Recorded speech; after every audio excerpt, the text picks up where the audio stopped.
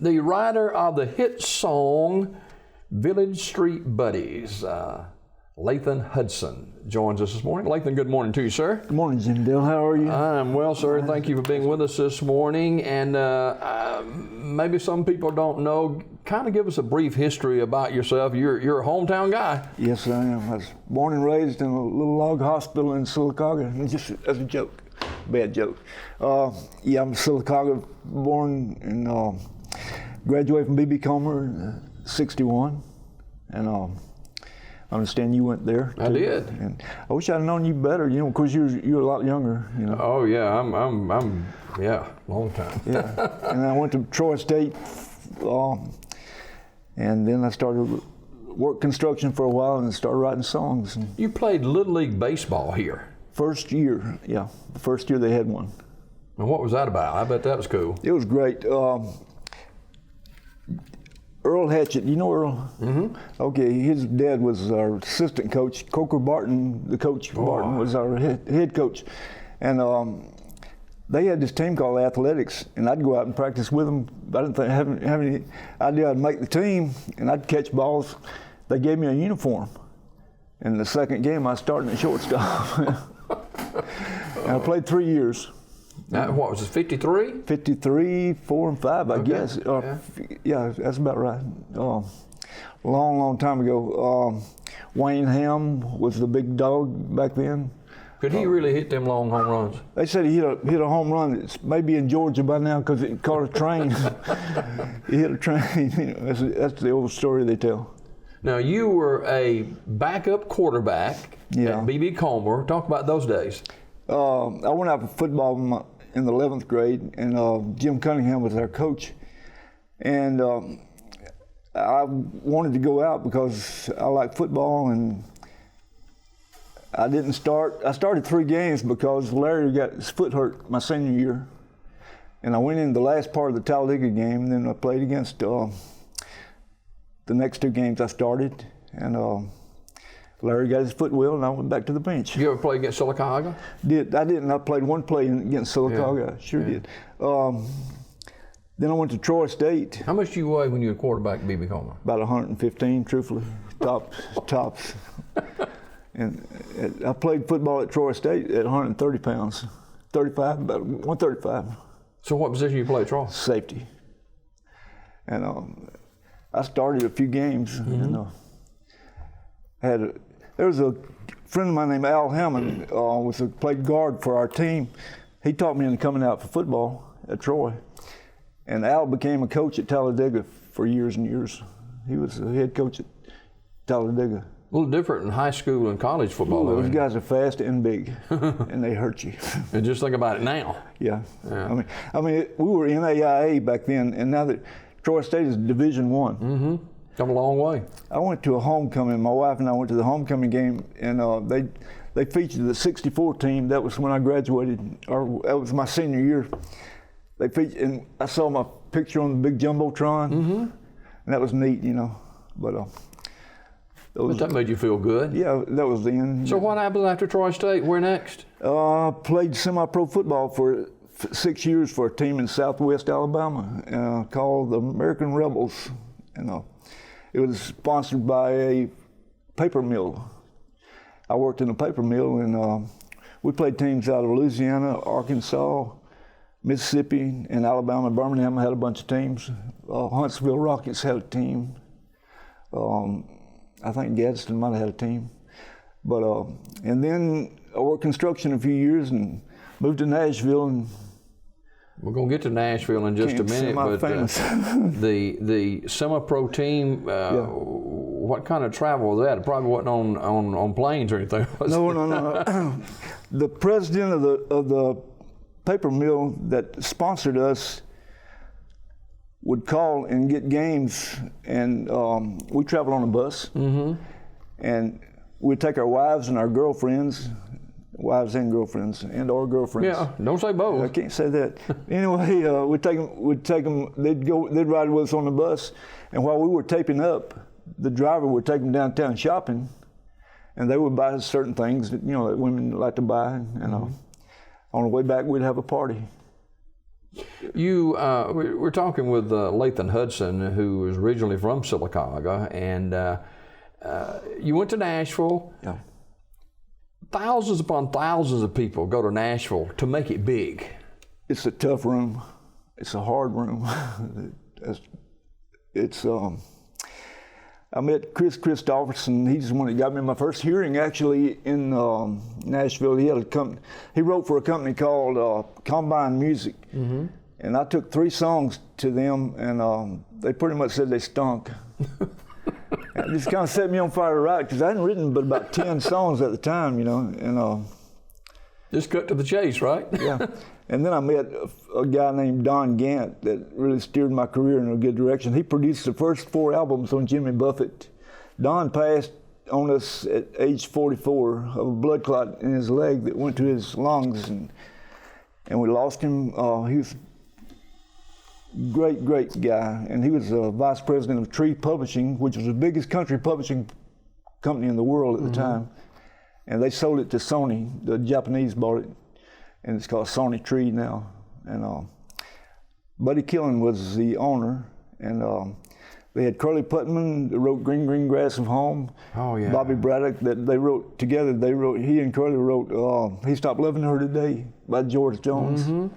And I had a few cuts out of there on George Jones, Tammy Wynette, trying to think of some more, Mel Tillis, and a few more. And then I started writing for Pete Drake Music. Pete was the premier steel guitar player, and he invented the talking steel guitar, if you're familiar with it. You put a tube in your mouth, and he mouths the words, and it comes through his guitar. And it's amazing. He taught Peter Frampton how to put it on his guitar, so Peter Frampton became, you know, the talking guitar, you know. Who's some of the good guys you met in Nashville? Sonny Throckmorton, great songwriter. He wrote, trying to think. Trying to Love Two Women for the Oak Ridge Boys. Like a ball and chain, isn't it? Yeah, like a ball and chain, yeah. Bobby Braddock's a good guy. Pete Drake was, like I said, a steel player, and he played on all the sessions. Billy Sherrill produced a lot of records, and he produced a lot of my songs on CBS records, like on George Jones, Tammy Wynette, Johnny Duncan, Johnny Paycheck, trying to think of somebody else, but he had a slew of artists. I'm not a good interviewer. You have written some #1 hits? Yeah, B.J. Thomas, yeah, oh yeah, I left him out, and he's one of my best friends. We probably played. Is he still alive? Yeah, he is. Okay. He's going to be in Gwynn, Alabama. In May, possibly, I'm going to go up and see him. Mm-hmm. He recorded 14 of my songs. I wrote 8 of them with his wife. How many songs did you write? I've written about 350, 375. Wow. But you write and you co-write. I mean, I was up there for 20 years, so every day you're doing something, dabbling, trying to come up with ideas, and somebody said, hey, I got this idea for a song, let's write it. So we'll sit down and write it or try to write it, you know. That song that was #1 by BJ, what was that about? Called I'm Getting New Looks from an Old Lover Again. Red Lane, I didn't mention Red. Red passed on us last year. Red wrote Blackjack County Chain for Willie Nelson. He was a great friend of Willie Nelson's, and he got me invited every year to the Darrell Royal Willie Nelson golf tournament in Houston, Texas. And we'd go out there and they'd treat us like royalty. And we stayed at the Woodlands Country Club and played golf every day for a week. At night they'd have parties and they'd have these big concerts. And on Saturday Willie would play. He was the last artist to play, and he put on a great concert. And I got to meet him and get to know him a little bit. So what about this Mill Village Buddies? I wrote a poem for a book that we put out years ago called Green Plums, Ditch Water, and the Trash Pile Road, and it's about Sylacauga. It was a compilation of people would send in poems, pictures, short stories, and so we put the book together. And I'd written a poem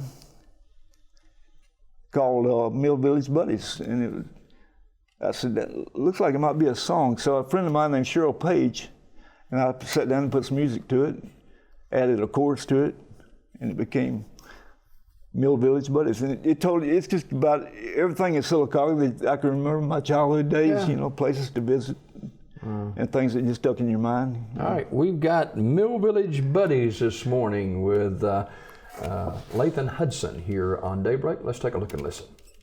We'll always be Mill Village Buddies. Everybody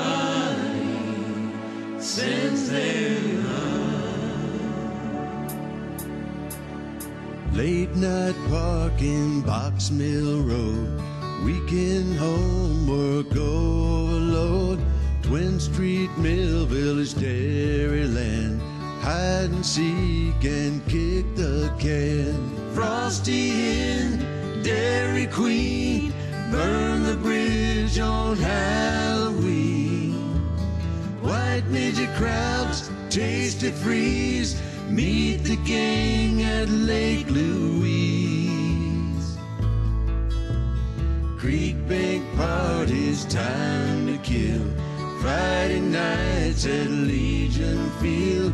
H2O from Horseshoe Springs. Cubby on the die-ditch swing.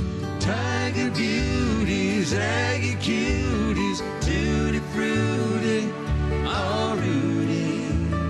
Rosie Ross at MLS.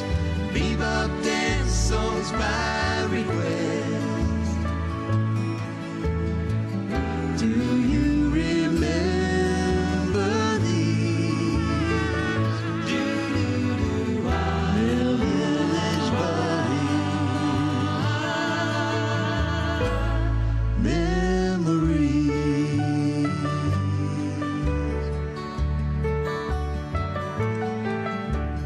Little balls on the railroad track. Tardy slip, see Mr. Mac.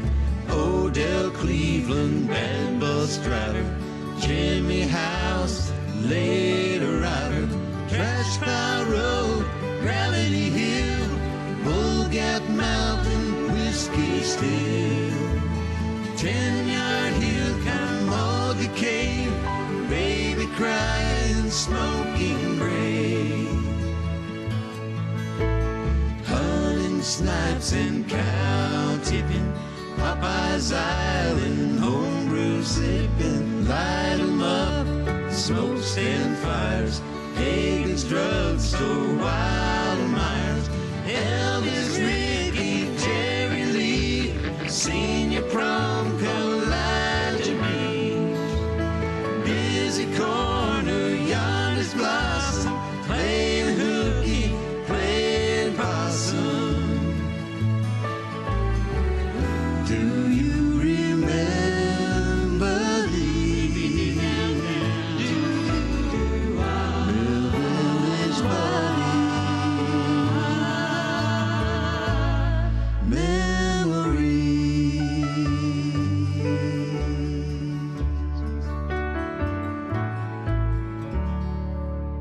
Park show nights with Miss McGowan. Sylacauga, our hometown, friends forever till we die. Here's to you, Oklahoma High. Comet driving, Misty Ava, Alligator, see you later. Memories on our website screen. Thanks a million, Bobby Dean. Do you remember these? Mill Village Buddies. Memories. Late night parking, Box Mill Road.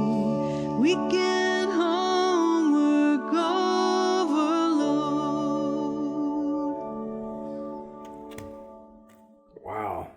Brings back a lot of memories, don't it, Lathan? A lot of them. It's a shame the way the mill village is dilapidated, but I guess without good industry there, it's... Yeah. Who wrote that song? What song? The Mill Village Buddies. I did. I mean, who sang it? I'm sorry. Cheryl Page did the girls' part, and I'm ashamed to say that I can't think of and he's a good buddy of mine too, that sang the guys' part. It wasn't me.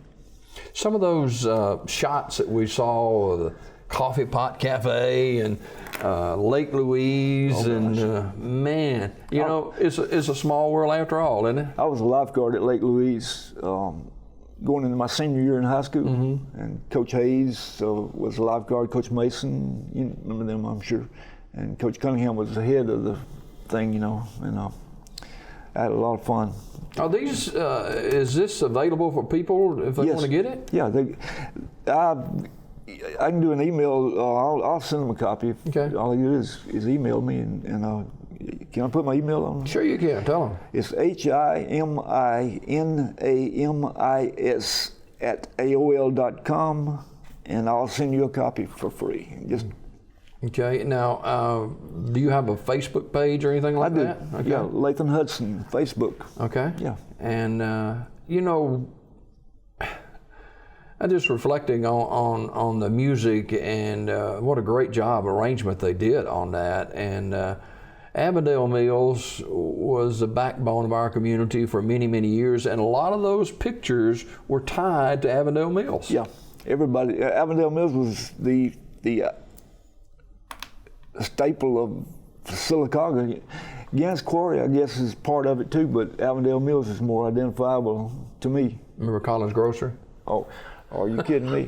Everybody, Bobby Collins and Andrew Jones on the Scrouge Alley. Yeah. I was raised in the village on 20th Street in Sunnybrook. You remember Sunnybrook? I do. The graveyard up there. Yep. Yeah. Old stories. Little Paul's. Little Paul's on the railroad track. He'd say, "Little Paul on the railroad." That's how he answered his phone. And they had a bed. Everybody called me and said, "Is this Little Paul on the railroad?" And he'd say, "Yeah." And then he got where he wouldn't, because they'd say, "You better get off. Here comes a train." Yeah. Put slaw on everything he made. Yeah, he did. Oh, and who can forget? Well, I just forgot it. Under the Sign of the Galloping Pig, the Old Hickory. Oh gosh, yeah.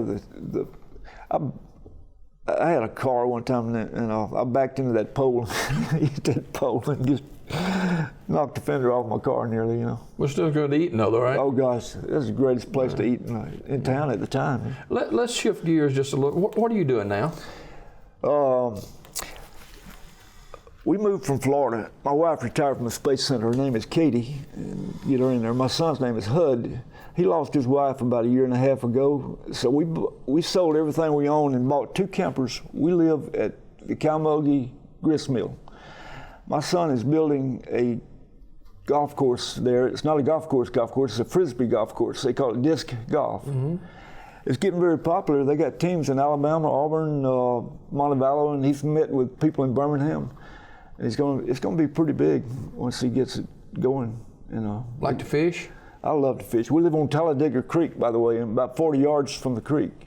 Catch catfish, crappie, bass, drum. Still play a little golf? Play a lot of golf. Friends Bob Green and Buddy Simpkins.